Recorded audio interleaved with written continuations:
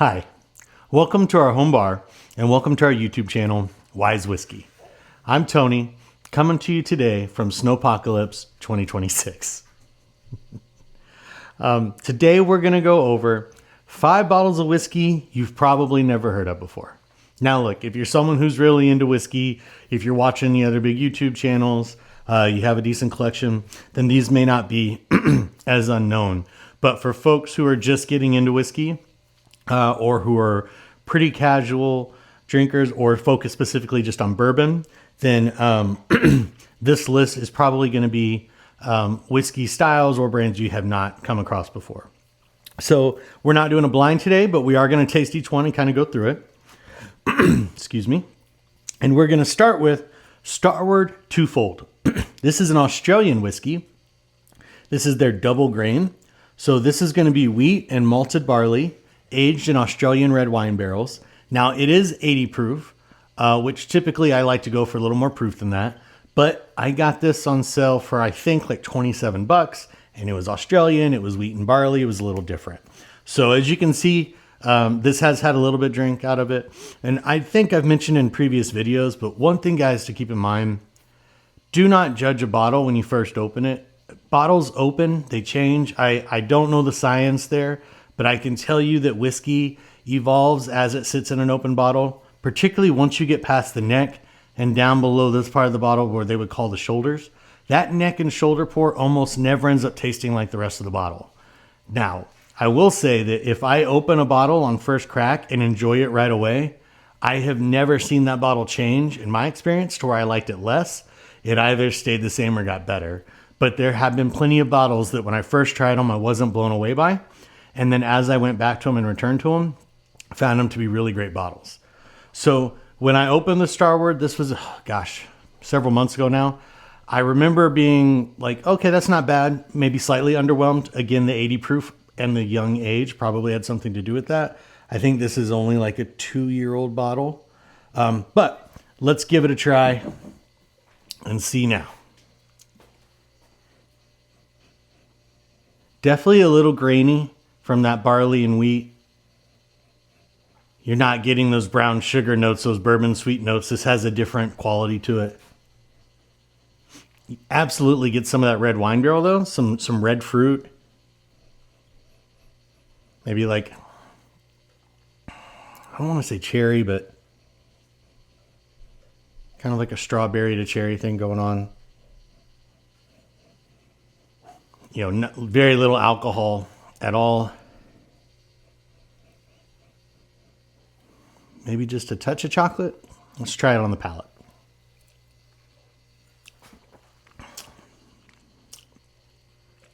Now, okay. Very front of the palate. You don't really get much of anything. But as it starts to hit the middle of the tongue, there's this soft, almost chocolatey note.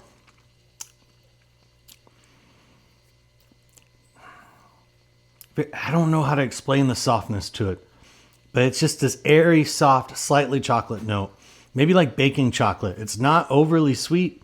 It's not overly rich or complex, but this just soft kind of cocoa note.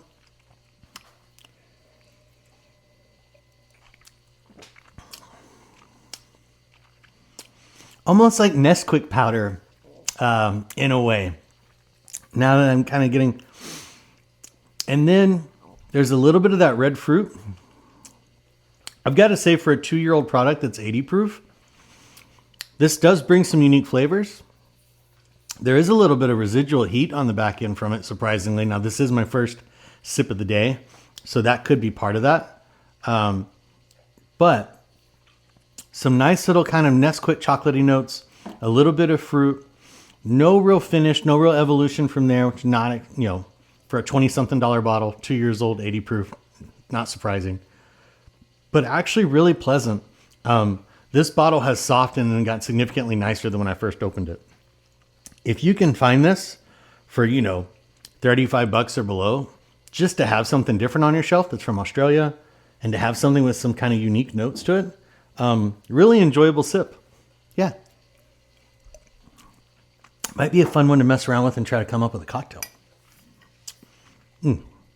Okay, next we're going to do JT Meleck rice whiskey. So this is small batch, aged 4 years, 96 proof, made in Louisiana. Gives you the batch number here on the label. And so, yeah, these guys are making American style whiskey. Going to be very similar to bourbon, but they're going to use rice instead of corn. They grow a lot of rice down there, so it makes sense. I'd heard a lot of great things about this bottle. I did grab this the same time as I got the Starward. I have sipped on it once or twice since then. I think it's a lovely bottle, really nice. Family-owned company down in Louisiana, great company to support, doing something unique and different, but high quality. And I honestly think if you put this in a blind with folks who enjoy bourbon, that they probably couldn't pull out that it's not a bourbon. So let's go to the nose. Definitely some of that brown sugar and vanilla like you would typically get from a bourbon.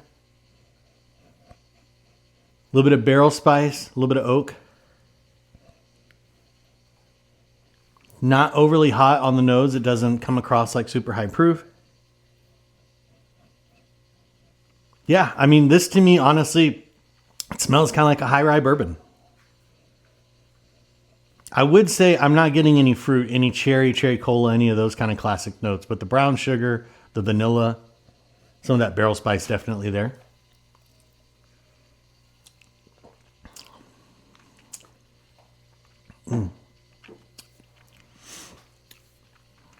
Similar to the first one, the very tip of your palate doesn't really get anything.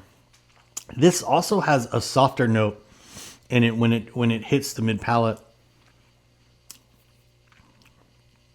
It's vanilla.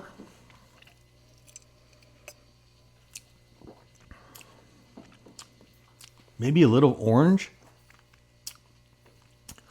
There is some baking spice. I will say that this starts sweet, comes all the way through the palate. And then as it gets to the back of your palate, there's a little bit of an oakiness, slightly kind of tannic and earthy.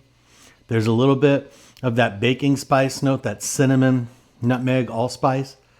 That spicy kind of oakiness starts at the back of the palate and actually comes back towards the front.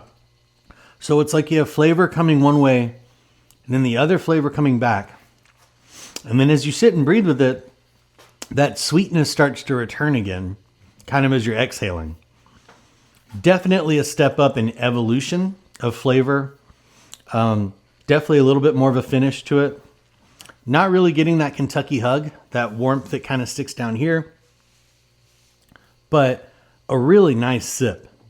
It does not taste exactly like a bourbon or a rye.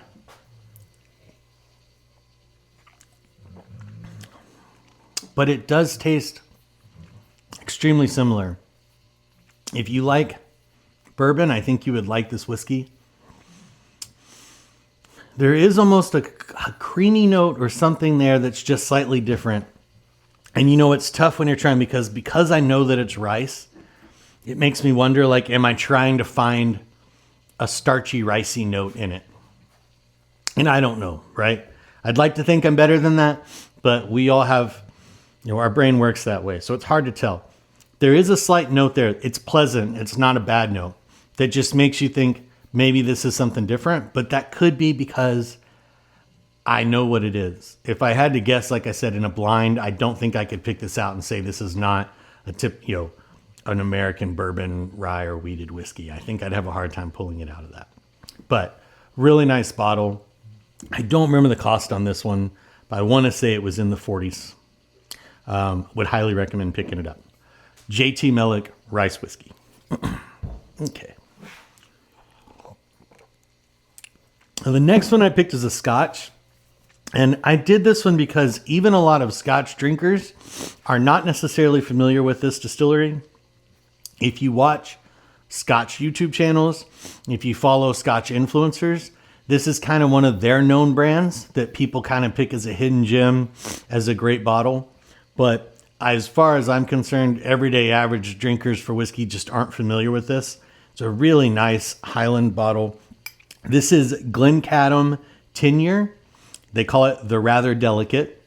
And such a Scottish thing to call our whiskey in America. Like marketing people would get fired for calling their whiskey rather delicate. I love that. But it's 46%, unchill filtered, no added coloring, distilled, matured, and bottled in Scotland at the Glencadam distillery. This is a lovely Highland style, meaning it's going to be bourbon cask. So for people who are, we talked about it some in previous videos, but if you're a bourbon drinker and you're wanting to branch into Scotch, Highland Scotch, in my opinion, the bourbon cask aged whiskeys are a great way to start. You're going to get some unique notes that are different, but you're also going to find some notes from those bourbon casks they're using that are similar. Again, there's a reason they call this the rather delicate. It is a very light, bright, easy drinking Scotch. So let's go to the nose. Kind of fudgy, floral, honey, maybe some apricot. When I say fudgy, maybe more like white chocolate or like almond bark. Yeah, it's just kind of creamy and sweet, slightly kind of that the fudgy texture more than a chocolate flavor. That's why I'm thinking maybe vanilla fudge or like white chocolate. And then those little fruity notes. This is non-peated, so there's no smoke in this at all. It does not have a barley must to it, that kind of malty note. And while it's fudgy and fruity and light, it's not syrupy sweet. Definitely floral as well, like flower blossoms.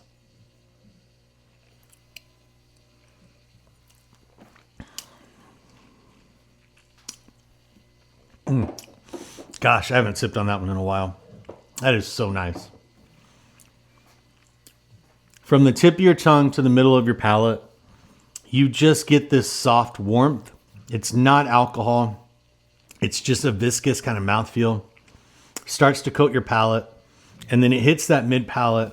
And while it stays soft, that's when you start to get those kind of vanilla fudgy notes. You get some fruit. You get some spice, actually. A little bit of barrel spice.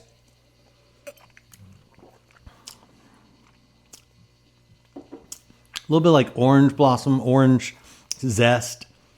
Not juicy, not like you're biting into an orange, but that citrus kind of note. And man, it sticks with you. That little bit of fudgy sweetness just kind of stays there. Makes you smack your lips a little bit. It's really good. It's just a little honey-like. It's just sweet and thick and rich. It's soft. Man, I love this bottle. I think it's a super underrated Scotch. And I think it's a brand that if you're not super familiar with Scotch, you've just probably never heard of or come across. I want to say this bottle was less than $60, which for Scotch, is a great price point. Highly, highly recommend if you can get a bottle of Glencadam 10 to give it a try. Just a delicious pour.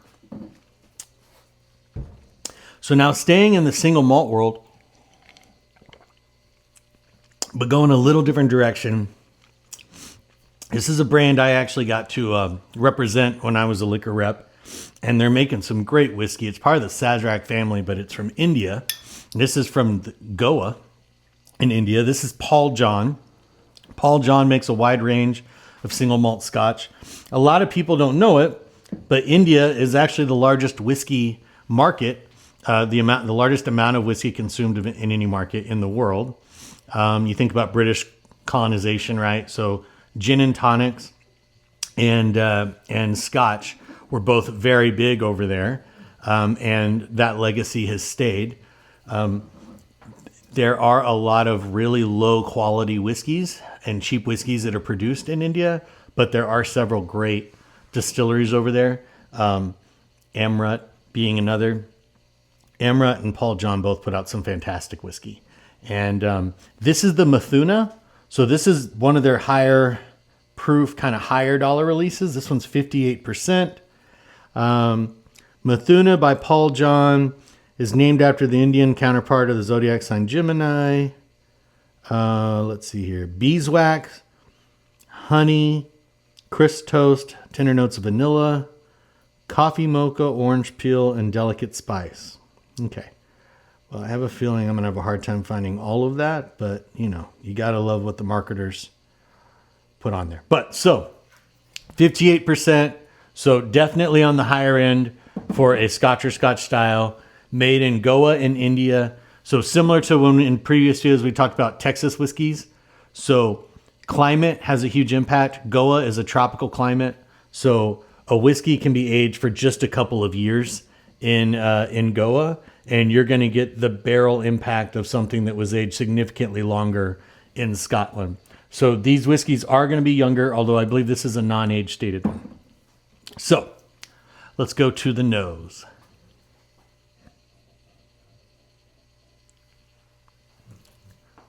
Malty, toasty. There is some sweetness, but it's a dark, kind of like a dark honey. I'm not getting any vanilla. I'm not really finding any fruit in there, I don't think. Maybe like some citrus, but more of like the honey and the spice and the malty note. Now this is a step up in proof for sure, so this is significantly higher than anything else we've had. So we're going to go pretty easy on our first sip here. Okay.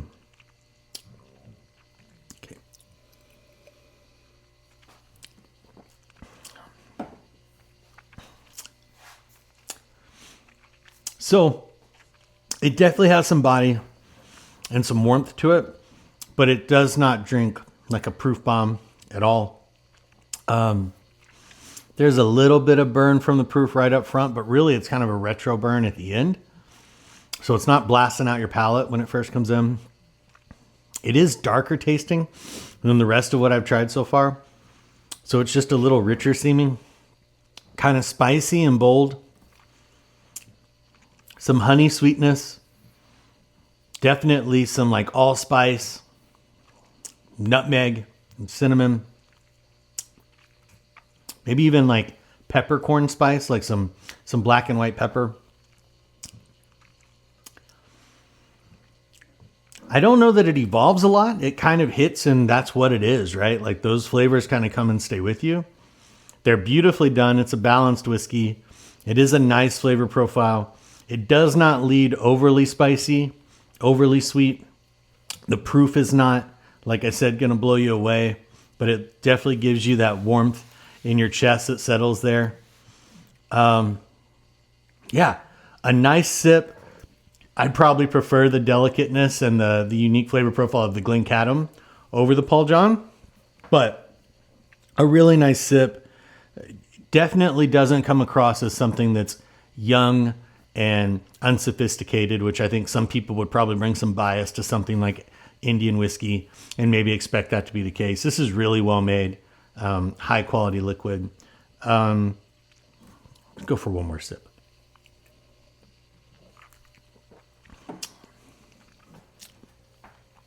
Almost like a slight nuttiness to it as well. Just when you think it's going to get really big and sweet, this kind of savory nuttiness and the spice kind of kicks in. Really nice pour. This is another bottle I would highly recommend. I've got 2 other bottles of Paul John, and I've been able to try a couple more from when I was a rep for them. Never tried something from Paul John I didn't like. They make really great product, and some of their pricing is really good. So if you have the opportunity to check out Paul John or international whiskey in general, India, Taiwan, Japan, there are other places as well, Australia, as we discussed earlier. There's a lot of places making some really great whiskey now. Okay, so last but not least, we're going to stay in the single malt world, but we're going to move to Texas. We're going to look at the Andalusia Whiskey Company. These guys are out in the Texas Hill Country. I've been out there before and visited. Really cool little property. They're making all European style whiskeys. They do a triple distilled. They do a single malt. They do a couple others. Stryker is their smoked single malt, but not smoked with peat like you'll typically see with European whiskeys. This one is smoked with oak. And so you're going to get, actually, I think it's, here, let's see. Andalusia produces handcrafted single malt whiskeys on a working family ranch. Our grain to glass creations begin with mash of the finest grains, double distilled in pot stills and patiently aged in oak barrels. Stryker single malt adopts Scottish tradition of smoking malted barley that is destined to be used in their scotches. Rather than burning peat, however, Stryker is mashed from malted barley that has been smoked in the Texas barbecue tradition with oak, mesquite, and applewood. And it really does smell like a Texas barbecue pit. I worked in barbecue for all of high school and for just under 2 years after college. Worked at a family-owned restaurant down in Clute, Brian's Barbecue, which also Brian gave me my first job when I was in high school. Worked for him for years. A great man. And his son Kyle is one of my best friends growing up. And Kyle and his brother are still in the family business with Brian now. And they have a killer whiskey bar in Lee Jackson that sells barbecue and other stuff called the Phil Station. Highly recommend swinging by there if you're down there and want to try whiskey. I think they've got over 200 plus bottles there on the shelf. And Kyle really knows his stuff with his whiskey. So, yeah, definitely brings me back to working in the barbecue, though. I mean, you get that barbecue pit smoky flavor. There's a little bit of sweetness on the nose that kind of hides behind that, but not a ton on the nose. So let's go to the palate. Man, that is such an interesting pour. That barbecue smoke is there right up front. But similar to when you eat barbecue and you get that smoky flavor and you get that rub that creates like a nice crust on a brisket, but then you put barbecue sauce on it to balance out with that smoky, intense Texas barbecue flavor. The spirit underneath is very sweet and delicate. Slightly honeyed, slightly fruity, rich, not a ton of heat on the back end at all. This is 50%, so 100 proof. It just has this really interesting flavor profile. Look, if you don't like smoke, you're probably not going to like this. But if you like a smoky whiskey, or if you like mezcal, which has a different smoke than Scotch typically does, if you love Texas barbecue, this gives you that flavor profile, that oaky, fruity wood smoke profile from the mesquite and the oak and the applewood. But then you just get this rich, sweet, soft whiskey underneath. The proof does not come through. Really nice pour and just super, super different. If you're not familiar with Andalusia, highly recommend checking those guys out. Every whiskey they make there that I've tried has been fantastic. The Stryker is my favorite just because of how unique it is, but everything they're making is really solid. Honestly, all these whiskeys I think you can't go wrong with. So I would recommend checking all of them out. So that does it for 5 whiskeys you've probably never heard of. I hope you guys enjoyed this video.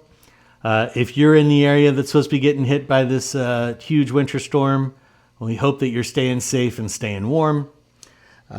As always, please drink responsibly. Please drink respectfully, but most of all, have fun doing it. Please like the video and subscribe to the channel. Until next time, have a great day. Cheers.